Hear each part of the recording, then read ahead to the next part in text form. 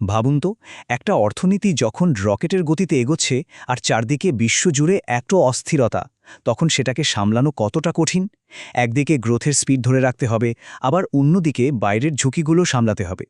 তো এই রকম একটা জটিল পরিস্থিতিতে ভারতের সেন্ট্রাল ব্যাংক মানে Reserve Bank of India April 2026-এর জন্য তাদের গেম প্ল্যানটা কী রেখেছে। চলুন আজকের এই বিশ্লেষণে সেটাই একটু খুঁটিয়ে দেখা যাক।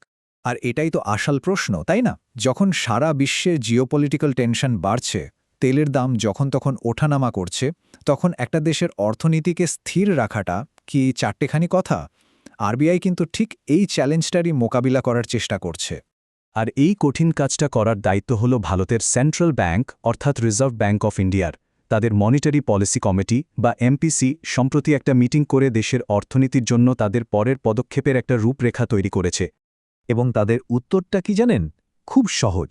আপাতত স্থির থাকুন। মানে আরবিআই আপাতত ওয়েট অ্যান্ড ওয়াচ পলিসি নিয়েছে। কোনো বড়সড় রদবদল না করে তারা এখন পরিস্থিতিটা মন দিয়ে দেখতে চায়। কিন্তু কেন এই সিদ্ধান্ত? কেন তারা এখন স্থির থাকতে চাইছে? চলুন এর গভীরে যাওয়া যাক। আচ্ছা, আমাদের আলোচনার প্রথম পার্টে আমরা দেখব যে এমপিসি এর মূল সিদ্ধান্তটা ঠিক কী ছিল আর কেনই বা তারা এই স্থিতাবস্থা বা স্ট্যাটাস কুয়ো বজায় রাখল। দেখুন, এমপিসি কিন্তু সবাই মিলে একটা সিদ্ধান্ত নিয়েছে। রেপো রেট মানে সোজা কথায় যে রেটে ব্যাংকগুলো আরবিআইয়ের থেকে টাকা ধার করে, সেটাকে 5.25%-এ ফিক্সড রাখা হয়েছে। মানে কোনো চেঞ্জ নেই। আর তাদের পলিসির ধরনটা হলো নিউট্রাল। এর মানে কি? এর মানে হলো তারা হাত পা গুটিয়ে বসে নেই, দরকার পড়লে যে কোনো দিকেই যেতে পারে। এর পেছনের কারণটা হলো আগে যেসব স্টেপ নেওয়া হয়েছিল সেগুলোর প্রভাব ঠিকঠাক বোঝার জন্য একটু সময় দরকার। বিশেষ করে এখন যখন চারিদিকে জিওপলিটিক্যাল টেনশন আর তেলের দামের মতো নতুন সব ঝুঁকি এসে হাজির হয়েছে। যে কোনো সেন্ট্রাল ব্যাংকের জন্যই কিন্তু সবথেকে বড় চ্যালেঞ্জ হল গ্রোথ আর ইনফ্লেশনের মধ্যে একটা ব্যালেন্স রাখা। আরবিআইও ঠিক সেই কাজটাই করছে। একদিকে দেশের ইকোনমিক গ্রোথকে সাপোর্ট করতে হবে, আবার অন্যদিকে মুদ্রাস্ফীতিকেও কন্ট্রোলে রাখতে হবে। আচ্ছা, এবার এই স্লাইডের ডেটাটা কিন্তু খুব জরুরি। এখানে আমরা দেখতে পাচ্ছি ফিনান্সিয়াল ইয়ার ২৬ আর ২৭-এর জন্য আরবিআই জিডিপি আর ইনফ্লেশন নিয়ে কি ভাবছে। একটা ইন্টারেস্টিং ব্যাপার হলো এই সব হিসেব কিন্তু একটা নতুন বেস ইয়ারের উপর ভিত্তি করে করা। এতে অর্থনীতির ছবিটা আরও পরিষ্কার হয়। আর দেখুন, জিডিপি গ্রোথের ফোরকাস্ট কিন্তু বেশ শক্তিশালী দেখাচ্ছে, যা ভারতের অর্থনীতির ভিত কতটা মজবুত সেটাই বুঝিয়ে দেয়।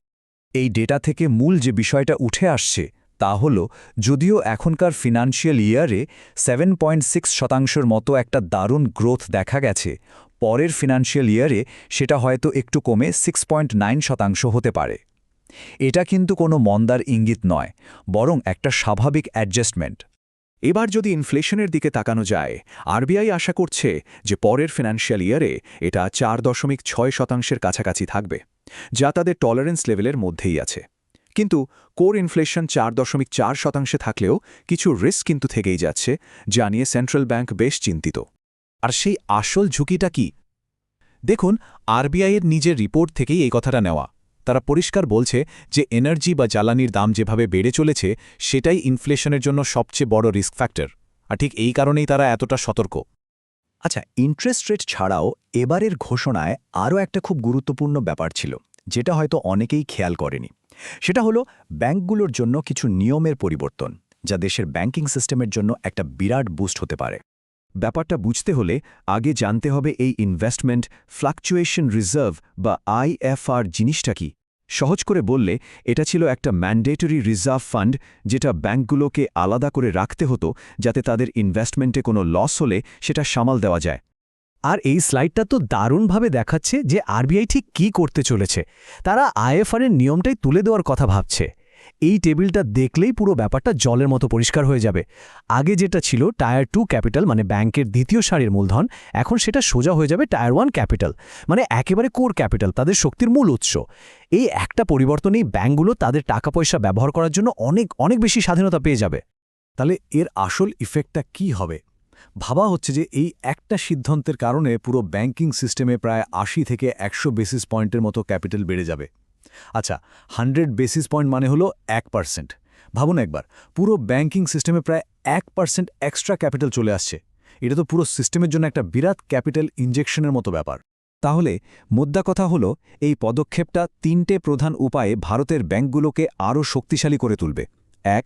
এটা তাদের কোর ক্যাপিটালকে আরও মজবুত করবে। 2. লোন দেওয়ার জন্য আরও বেশি টাকা তাদের হাতে আসবে। আর 3. এটা তাদের ব্যালেন্স শিটে ভলাটিলিটি কমিয়ে আনবে। চলুন এবার আমাদের আলোচনার এক্কেবারে শেষ ভাগে চলে যায়। দেখা যাক আরবিআই ভবিষ্যতের জন্য কি সিগন্যাল দিচ্ছে আর তাদের এই ব্যালেন্সড অ্যাপ্রোচের আসল মানেটা কি। এই স্লাইডটা কিন্তু খুব ইন্টারেস্টিং। এটা দেখাচ্ছে যে আরবিআই এর সুরটা গত 3টে মিটিংয়ে কিভাবে বদলে গেছে। দেখুন, ডিসেম্বর 2025-এ তারা ছিল পুরোপুরি গ্রোথ সাপোর্ট করার মুডে। ফেব্রুয়ারি 2026-এ এসে তারা একটু ব্যালেন্সড হলো। আর এখন এপ্রিল 2026-এ এসে তারা অনেক বেশি সাবধানী। এখন তাদের মূল মন্ত্র হল অপেক্ষা করা আর পরিস্থিতি বুঝে চলাই বুদ্ধিমানের কাজ। এই যে একটা ব্যালেন্সড অ্যাপ্রোচ, তার কারণটা কিন্তু এই স্লাইডে লুকিয়ে আছে। দেখুন, দুদিকে দুটো আলাদা ঝুঁকি। একদিকে পশ্চিম এশিয়ার গণ্ডগোল বা খারাপ আবহাওয়ার মতো ঘটনা গ্রোথকে কমিয়ে দিতে পারে, আবার অন্যদিকে তেলের চড়া দাম বা এল নিনোর মতো ব্যাপারগুলো ইনফ্লেশনকে বাড়িয়ে দিতে পারে। আরবিআই এই দুই ধরনের ঝুঁকির মাঝখানে একটা ভারসাম্য রাখার চেষ্টা করছে। তো সব মিলিয়ে আরবিআইয়ের এপ্রিল 2026-এর স্ট্র্যাটেজিটা হলো সাবধানে থেকে পরিস্থিতি বুঝে চলা। তারা কোনো তাড়াহুড়ো করতে চাইছে না, বরং সময় নিয়ে সব দিক দেখে ঠিক সময়ে সঠিক চালটা দিতে চায়। আর শেষে এই প্রশ্নটাই কিন্তু থেকে যাচ্ছে, এই যে এত অনিশ্চয়তায় ভরা একটা দুনিয়া, এখানে হয়তো হুটহাট করে কিছু করার চেয়ে স্থির থেকে পরিস্থিতি সামলানোই সবচেয়ে শক্তিশালী পদক্ষেপ, তাই না?